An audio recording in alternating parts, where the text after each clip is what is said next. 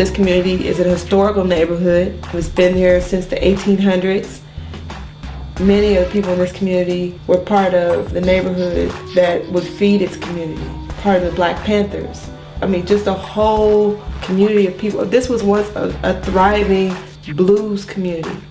So if you can imagine people, it was barbecue in this community, fish. You could come down here and get, just any type of down home food that you want to get. And now those stores are, slowly dwindling. But Oakland during the 50s and 60s was a mecca for Black people simply because of the jobs. People moved here in the 40s from the South because of the war effort and the factories that existed in the Bay Area for people to move to, and those factories ended up producing other things afterward. They quickly were shut down. It left a large section of the working class, mainly Black people in the Bay Area, having to find other forms of income. There hasn't been any big production jobs for Black people in Oakland for a good 40 years when plants started closing down and being moved to Mexico for cheaper labor. It used to be that since they did have some industry in Oakland, they needed Black people to be close to the factories and things like that. Well, we don't got that anymore. So we don't need the Black people in the cities anymore.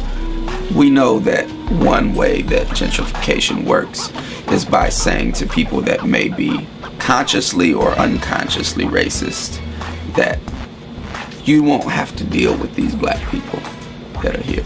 They're either going to be gone or the police have them locked away and scared enough to not come out. When you look at what City Repair has done with corners, this is very interesting because these corners are well utilized all the time. And there's a sense that the corner is a place for show time, so to say. It's a place for fashion. It's a place for conversation.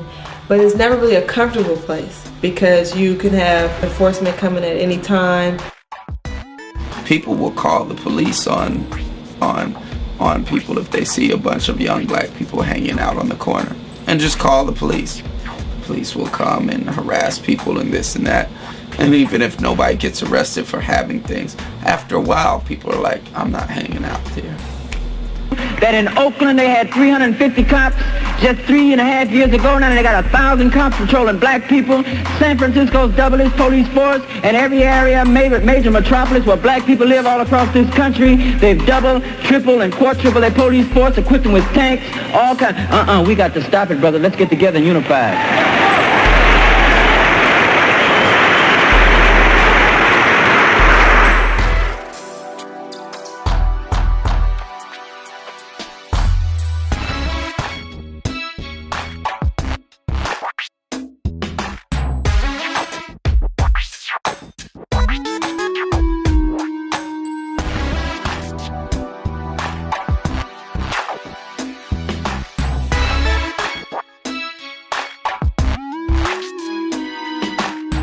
The first thing I thought was, seriously, it's like a new revolution.